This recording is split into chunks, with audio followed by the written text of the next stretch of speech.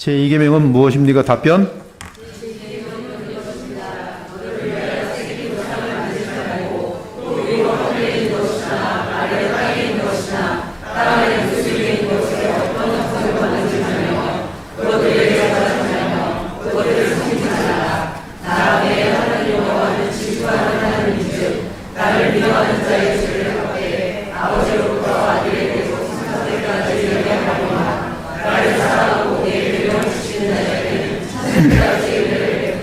네, 지금 윌리엄스는 지금 이 이계명에서 특별히 그 뒷부분에 보면 자녀들에 대한 얘기를 하는데요.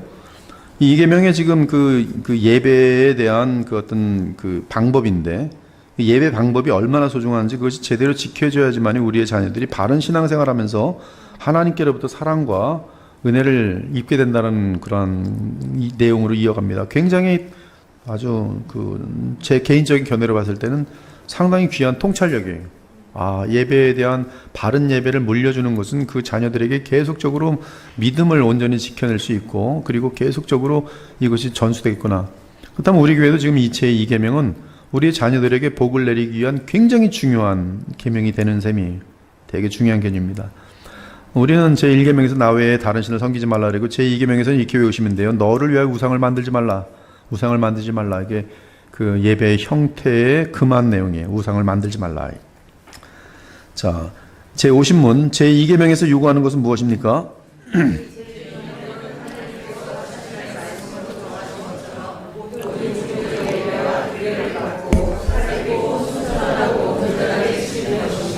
예, 여기 보면 답변에서 자신의 말씀으로 정하신 것처럼, 규정하신 것처럼, 하나님의 말씀에 규정하신 것처럼 규정된 내용에서만 하나님을 예배하라 이 뜻이. 규정된 대로만 하나님을 예배하는 방법으로 취하라. 그 방법 외에는 그것은 허용되지 않는다라는 것이 지금 대단히 중요한 내용이에요. 이것을 가지고 regulative principle이라 그래요. 예배의 규정적 원리. 한번 쫓아보죠. 예배의 규정적 원리. 그것이 지금 이 제2계명에서 윌리엄슨이 가르치는 것인데, 이건 윌리엄슨의 가르침이 아니라 이것이 리폼드의 가르침이에요. 개혁주의의 예배 방법이. 근데 이것은 아까 말씀드린 것처럼 우리의 후손들에게 가장 귀한 것을 남길 수 있는 유산이. 그러므로 그리스도의 보혈교회는 제2계명을 지키기 위해서 regulative principle를 지킬 것입니다. 이제 지금 진행되는 내용을 보면 알겠지만 이 규정적 원리라는 것이 얼마나 소중한지 곧바로 보게 돼요. 이 로마, 시간이 없어서 바로 건너뛸게요. 로마 카톨릭과 루터교 교회는 제2계명을 없앱니다. 실적으로 저는 카톨릭 교회 쪽에 가서 주님의 은혜인지 모르겠지만 카톨릭은 참 많이 연결이 됐었어요. 하여튼 거기 뭐 신학교에 들어가서 강의도 많이 들었고, 심지어 또 뭐 같은 그 예수회가 운영하고 있는 기도원에 가서 거기서 금식 기도도 되게 오래 했어요. 예수원에 가서 그냥 왜 그렇게 예수원 가서 기도원 금식하고, 거길 간 게 아닙니다. 예수원에 간 게 아니고 그냥 공간을 찾다 보니까 거기가 비어 있다 그래서 거기서 이제 돈 내고 들어가서 했는데, 나중에 보니까 예수원이 운영하고 있는 금식 기도원이었어요. 미국에서. 그래서 거기서 금식 기도 많이 했는데, 근데 거기서 있으면서 이제 시간이 남잖아요. 기도하다가 뭐 막 계속 기도 24시간 합니까? 그래서 기도하다가 또 이제 밥은 먹을 거 없으니까 뭐 거기 이제 있는데 보니까 성경책도 있고 막 그런 거예요. 근데 성경책 있는데 십계명을 쭉 보는데 이계명이 없는 거예요. 이게 뭐지? 그랬더니 십계명이 아니라 십계명이 둘로 나눠져 있어. 신기하더라고요. 정말로 성경이 요거 정확히 나와요. 제1계명의 일부인 것처럼 간주한다. 2계명이 거기는 없습니다. 그래서 2계명을 없애버리고 10계명을 두 개로 나눠버렸어요. 근데 2계명은 바로 예배에 대한 이 방법에 대해서 정리해 둔 것이, 거기 기본 원칙 그림 있죠. 여기 개혁주의 관점, 리폼드 관점하고 비개혁주의 관점, 카톨릭, 루터교, 기타 무슨 하여튼 뭐 이 하나님 솔라 스크립추라에 서 있지 않는 그 관점은 하나님이 말씀으로 금하신 것만 우리는 피하면 되는 거예요. 예배 때. 즉 제2계명을 소홀히 하는 사람들은 그냥 하나님께서 이렇게 하지 말라라고 그런 특별한 내용이 성경에 없으면 다 갖고 들어와도 되는 거예요. 그러니까 촛불? 촛불 하나님 기뻐하시겠지. 그래서 예배 때 촛불을 갖고 들어온 거예요. 촛불 갔더니 사람의 분위기가 좋고 막 그래요. 촛불만 가지고 안 되겠다. 향? 좀 불교에도 향이 있는데 기독교도 향을 착 내야지. 이멀징 처치. 향을 착 내. 사람들이 오면서 참 특이한 향을 맡으면서 귀에 들어와요. 예배와 맞는 경건한 냄새를 맡으면서. 조명. 조명. 무슨 춤추는 것에 그런 조명은 아니더라도 쫙 폈다가 싹 사라지고 뭔가 굉장히 그 우아한 조명. 예배 때 조명도 있으면 좋지. 이렇게 되는 거예요. 계속. 왜? 성경에 금하지 않았으니까. 근데 지금 제2계명은 그것이 바로 우상을 향하는 지름길이라는 거예요. 사람은 눈에 보이고 귀에 듣고 감각에 맞는 것을 자꾸 예배화시키기 때문에. 그래서 그걸 하지 못하고 그럼 어떻게 해야 되는 거예요? 예배는 이렇게 하라고 규정된 것, 그것만 허락되는 거예요. 그래서 이 종교개혁을 보면 다 때려부세요. 형상이도 들어가면 전부 이거 도깨비집 같아요. 전부. 이게 지금 루터하고 쯔빙글리하고 모든 다 때려부수잖아요. 잔낙서 다 때려부순다고. 뭐만 남아요? 오직 말씀, 찬송, 기도. 그게 예배. 그게 예배. 그래서 이쪽 도표에 보면 오직 명하신 것만 예배에 가져 들어오는 것. 그것이 regulative principle. 하나님께서 명령하신 것들을 참된 예배로 간주될 수 있는 것 중에 몇 부분으로 간주하는 것이 이쪽 지금 비개혁주의 관점이고요. 뭐든지 갖고 도는 것이죠. 그래서 로마 교회는 두 가지 성례만 예수님은 말씀하셨는데 로마 교회는 7성례를 가져요. 신기하죠?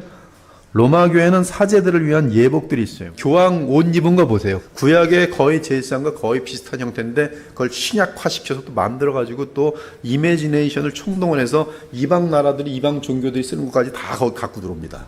십자가 형상들, 성인 형상들, 동정녀 마리아 형상, 묵주기도 끝도 없이 많은 거예요. 그러나 하나님께서 행하신 것은 우리에게 간단한 원칙을 준다. 우리는 하나님께서 명하시는 것은 충분하고 하나님께서 명하지 않은 것은 금지되어야 한다. 이것이 예배 원칙이에요. 여러분이 여기에서 아멘 하셔야 돼요. 아멘 하지 않으면 솔라 스크립처에서 벗어나게 돼 있어요. 이것이 종교 개혁자들의 예배의 혁명이에요. 예배의 혁명은 곧 신앙의 혁명이고 신앙의 혁명은 곧 사회의 혁명이고 교회의 혁명이고 전 세계를 뒤엎는 혁명이 됐었어요. 우리는 혁명 그러면 무력을 가지고 싸우는 정치적인 혁명이 아니고 성경애로 돌아가는 혁명이 하나님이 역사하시는 혁명이에요. 이 교회를 하나님이 기뻐하십니다. 저는 압니다. 왜냐하면 지금 저는 솔라 스크립처에 서 있고 솔라 스크립처에 따라서 지금 예배 형식이 지금 되어 있어요. 촛불들 원하는 거예요. 촛불들. 음악도 이 성경적인 내용이 가사가 돼서 이게 성경은 완성된 영감이 들어있잖아요. 그 성경에 기반해서 신령한 노래가 될 때는 에베소 5장 19절처럼 신령한 노래 그렇게 돼야지 무슨 뉴에이지 옛날에 뉴에이지 같은 것들이 교회까지 들어와서 이건 예수님이 무슨 어떻게 돛 닦는 건지 경제라는 건지 반복해서 의미 없어 십자가도 없고 그 의미를 얘기를 하지 않아요. 그냥 단지 감성적으로 예수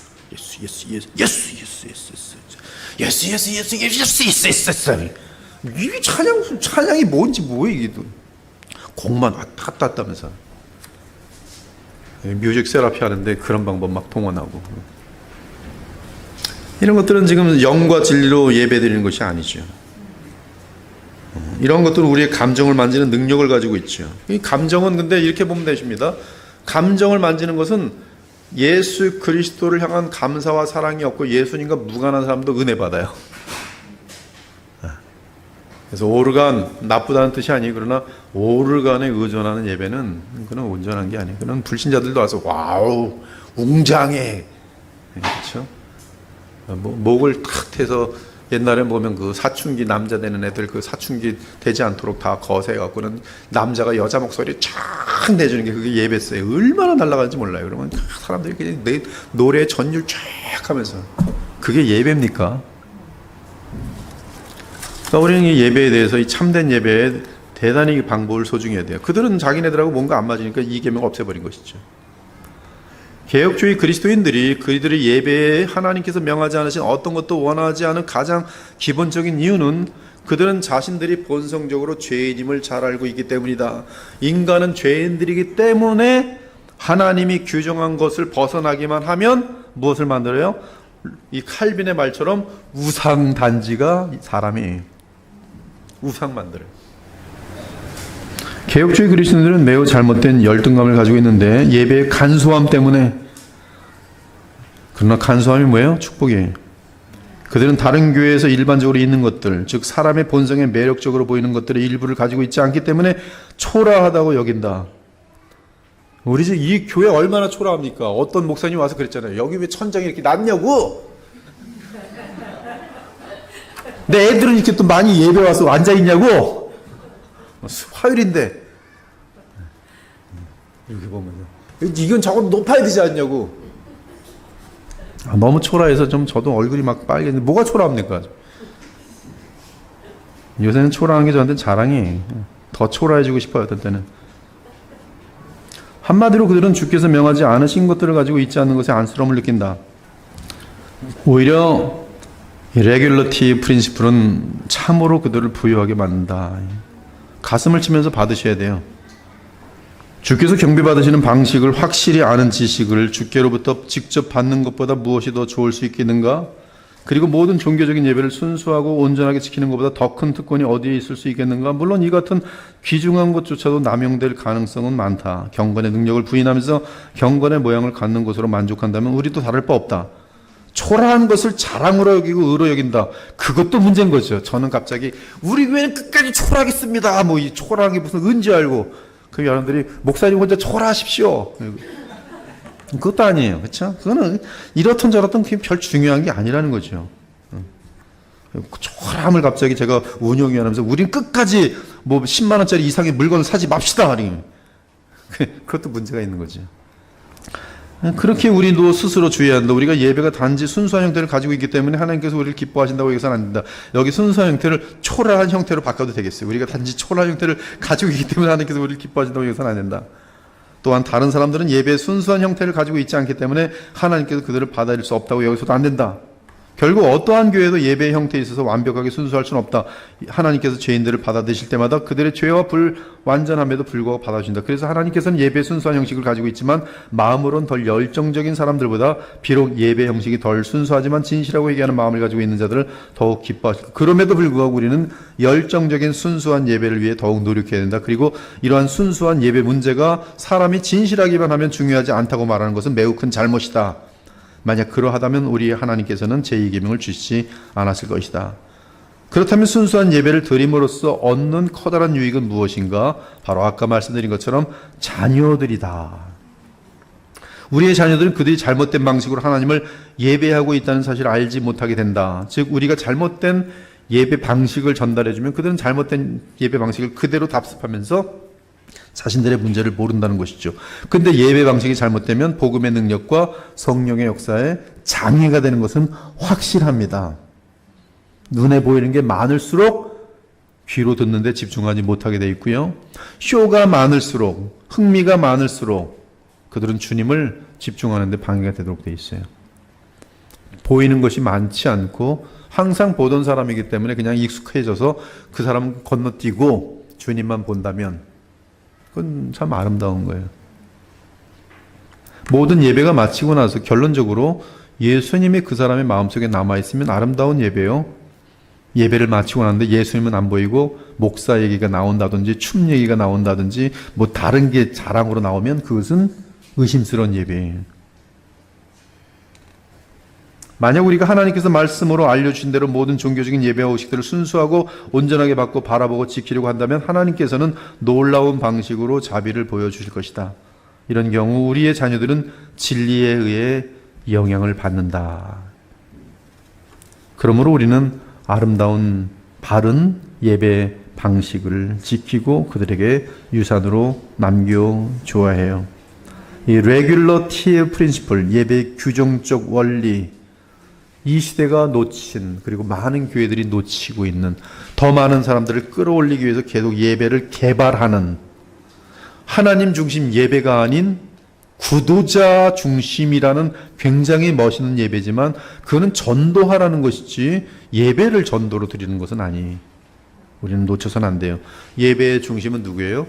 그리스도를 통한 하나님이, 그리스도와 하나님이, 그 하나님과 그리스도가 예배의 모든 것이며 성령과 진리로 예배함이 하나님만이 받으시는 참 예배인 것이에요. 오늘 우리 이 계명을 통해서 바른 예배에 대해서 다시 한번 레귤러티브 프린시플, 참 귀한 말씀을 배웠습니다. 기도하고 마치도록 하겠습니다. 하나님 감사합니다. 오늘 지하이 윌리엄슨의 제1계명과 2계명에 대해서 이분이 연구하고 또 마음에 깨달았던 것들을 오늘 또 책을 통해서 나누었습니다. 얼마나 우리에게 귀하게 와닿는지요. 이 말씀들을 붙들고 혼탁한 이 세상 속에서 하나님이 기뻐하시는 주의 백성들, 그리고 하나님이 기뻐하시는 온전한 예배 드리면서 우리가 더욱더 영적으로 풍성하고 하나님의 은혜를 많이 누리는 우리의 본인들과 교회들과 또 우리의 후손들이 될 수 있도록 이 교회에 복을 내려주시고, 이러한 아름다운 가르침을 이 시대의 많은 교회들에게 또 주의 백성들에게 나눌 수 있는 교회가 될 수 있도록 우리 주님 복을 내려 주옵소서. 돌아가는 발걸음에 기쁨과 확신이 넘칠 수 있도록 주께서 인도하시기 바라오며 살아계신 우리 주 예수 그리스도의 이름으로 기도 올렵나이다. 아멘.